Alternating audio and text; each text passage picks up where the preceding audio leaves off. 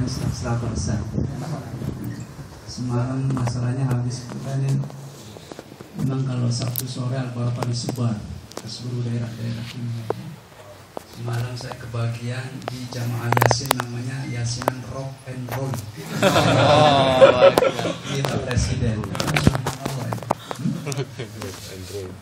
Kalau kita dakwanya di masjid saja beres kita, gampang sholat sholat, gampang saja sudah. Puasa sunnah besok ya, puasa sunnah gampang. Tapi tatkala kita terjun ke lapangan, subhanallah, ada yang merah setengah rambutnya, ada yang keriting setengah, macam-macam. Akhirnya saya temukan tuh banyak taman-taman surganya Allah di sekeliling mereka dengan berbagai bahasa yang mereka ngerti dengan yasinannya. Nanti ya maksud saya bahasanya. Ada yang memang anak itu relax baca yasinnya sambil selonjor, di sebelah kamarnya setel asalole, sebelahnya kenapa tapi tetap baca yasin. Biarkan dengan bahasa mereka dulu, ya enggak? Itu yang tidak masalah. Bukankah baginda Rasul itu diutus sama kita nih adalah sesuai dengan bahasa dan kondisi kita. Kalau seandainya baginda Rasul ini diturunkan di tengah-tengah kita seperti Nabi Musa, wah nggak ngebayang kita bahas. Subhanallah. Nggak boleh sholat 5 waktu, gimana? 5 waktu aja tadi katanya subhanallah. Gimana Pak? Gampang kalau diperintah ya sudah sholat 5 waktu ya. Insya Allah. Jadi jazakumullah khairan iman. Yang saya hormati Bapak Presiden Ustadzuna Miftahur Rahman Al-Farisi, mata'anallah bituli hayatikum. Mudah-mudahan Allah memuliakan ilmunya buat kita semuanya. Para bapak-bapak saya, Haji Hussein, Haji siapa? Lupa lagi. Sering ketemu lupa namanya. Al-Hafidh juga lumayan, punya banyak hafalannya. Siapa namanya lupa lagi. Siapa Pak Amir? Soalnya jenang sinten?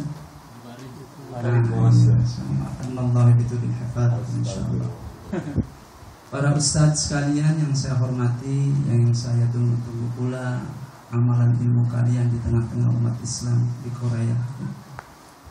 Subhanallah, bapak-bapak sekalian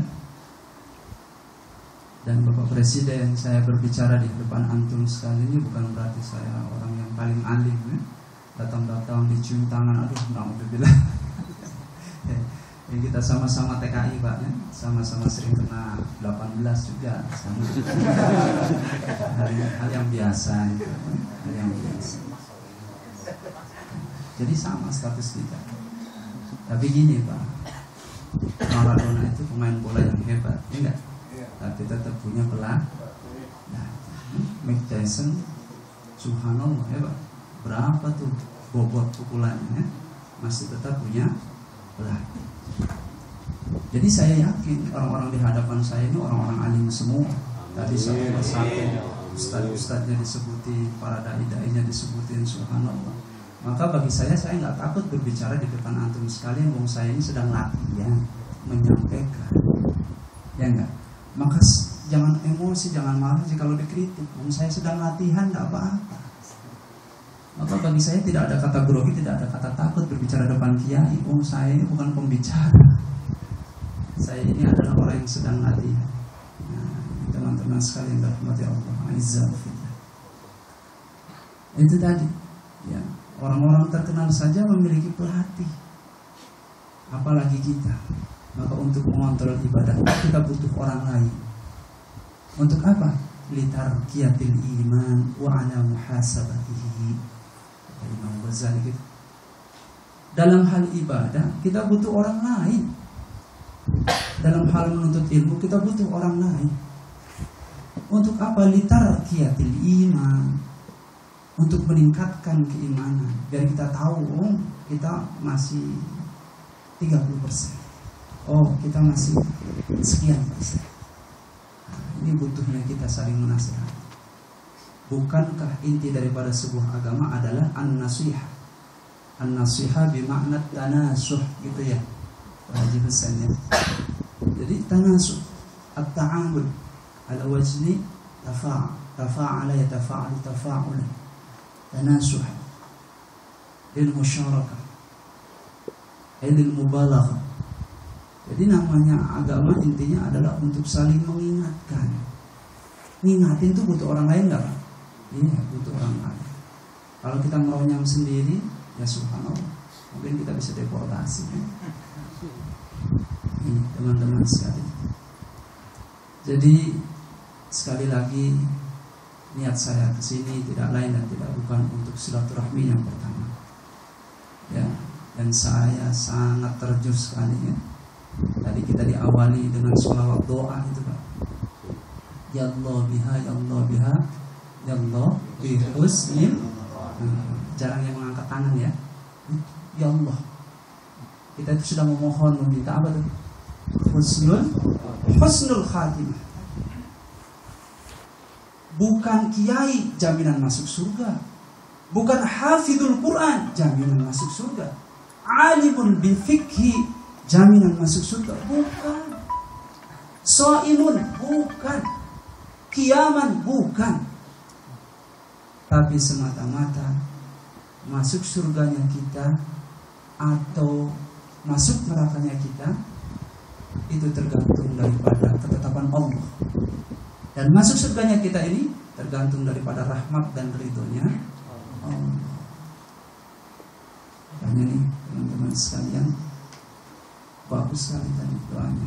Ya Allah biha, ya Allah biha, ya Allah bihusnil khatimah. Kalimat iya nih Pak, kalimat iya kata Imam Qurtubi, itu kalau kita ucapkan di hadapan Allah maka Allah akan catat 3 hal dalam tafsir Qurtubi. Yang pertama, pasti diijabah.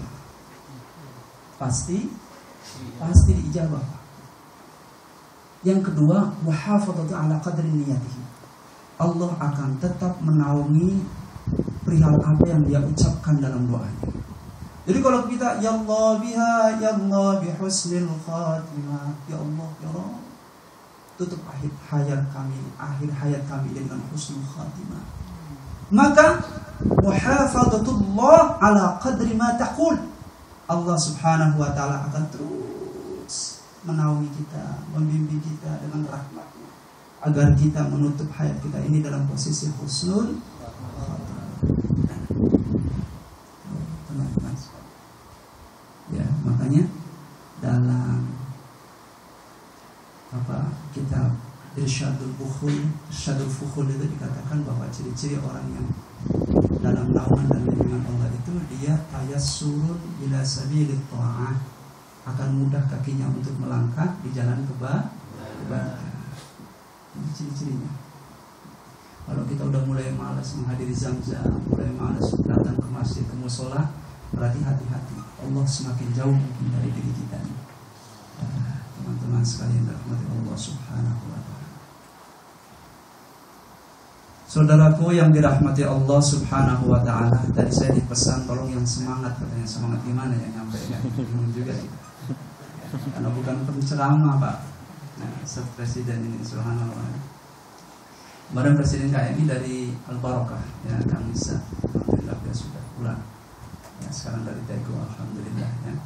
Karena berjamaah ini perlu Pak. Ya, la islama illa bil Islam itu tegak dengan berjamaah. Ya.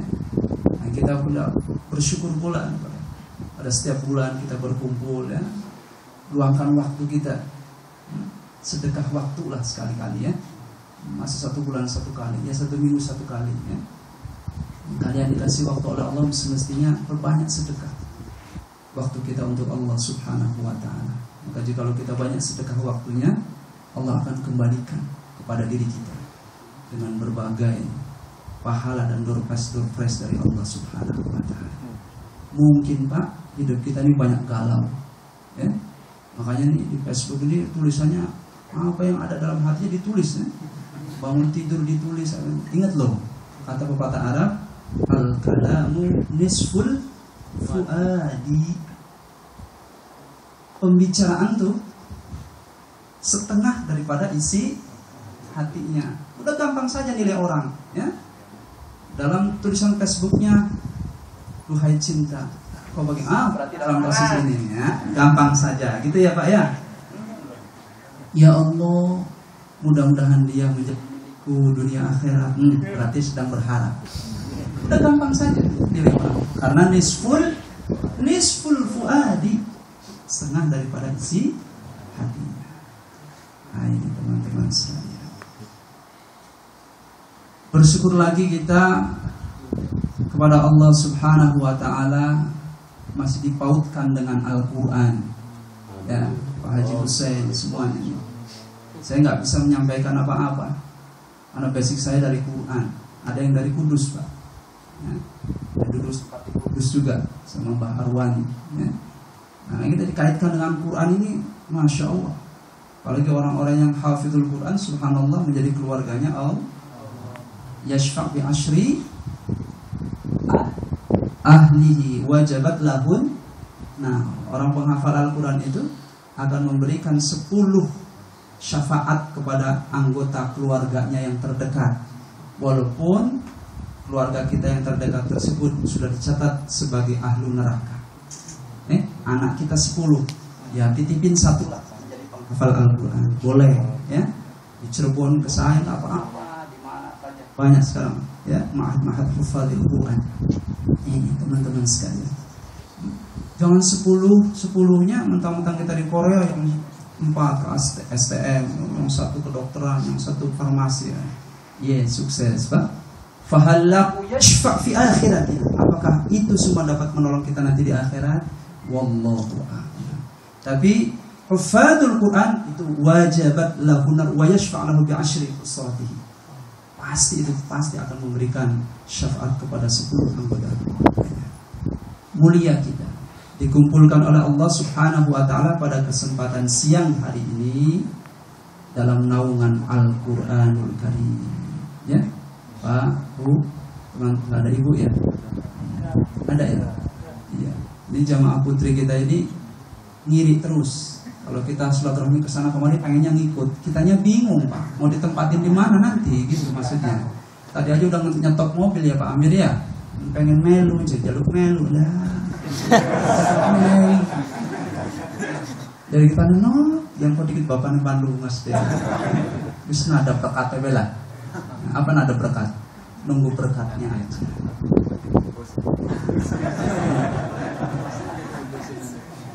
Alhamdulillah. Entah dalam pribadi saya atau dalam otak saya nyagak dikit punten lah ya Pak. Jam 1:30 habis ngobrol-ngobrol, anak-anak itu kalau nggak di stop pengen ngobrol terus Pak. Yang nanya ini, nanya itu, sampai nanya hal-hal yang lain gitu, dikait-kaitkan, ada saja ya. Nah, setelah ini dijadwalkan keputrian. Jadi subhanallah, saya ngebayang dalam hati saya dan pikiran saya, Korea ini sudah terasa perpegan Ramadannya. Tahu perpegan Pak? Tadi saya bicara sama Pak Amir, lihat pasar-pasar, ramai sekali sedang menyambut atau akan menyambut bulan Ramadan. Saya ngebayang 10 tahun ke depan, Masya Allah, Korea ini sudah terbiasa sarungan, sudah terbiasa berzanji, sudah terbiasa baca Quran. Subhanallah. Ya. Tidak ada yang mustahil bagi diri Allah Subhanahu wa Ta'ala. Tapi syaratnya satu Pak, kitanya harus mau menjadi mujahid, bukan ngangkat senjata. Kita mau orientasi mujahid makan senjata gitu ya, main pedang gitu ya. Enggak, sehingga harus belajar PSHT, belajar apa itu. Enggak. Mujahid itu adalah orang yang bersungguh-sungguh istiqamah di jalan Allah Subhanahu wa Ta'ala, meluangkan waktunya, meluangkan pikirannya, mengurusi umat, memikirkan. Itu pekerjaan yang mulia. Tadi saya katakan tadi itu, orang yang berjuang selalu memikirkan umat, ngurusin umat. Antumul anbiya, kata Ibnu Qayyim Jauziyah, kalian sesungguhnya adalah para nabi-nabi Allah. Min ghairi ayyuha. Perbedaan kalau nabi dikasih wahyu, nek kalian buatan dikasih wahyu, dikasih ilham dan tuntunan oleh Allah Subhanahu wa Ta'ala. Maka kata Allah, jangan khawatir, nahnu awliya'ukum fil hayatid dunya wa fil MS. Sudah. Orang yang mau ngurusin umat, balasannya Allah menjadi pelindung akan hidupnya. Tidak akan risau, dia tidak akan pusing perihal menyekolahkan anak-anaknya, hanya ngurusin umat. Ini paradigma hidup yang selalu saya tebarkan kepada teman-teman sekalian. Teman-teman yang mau pulang,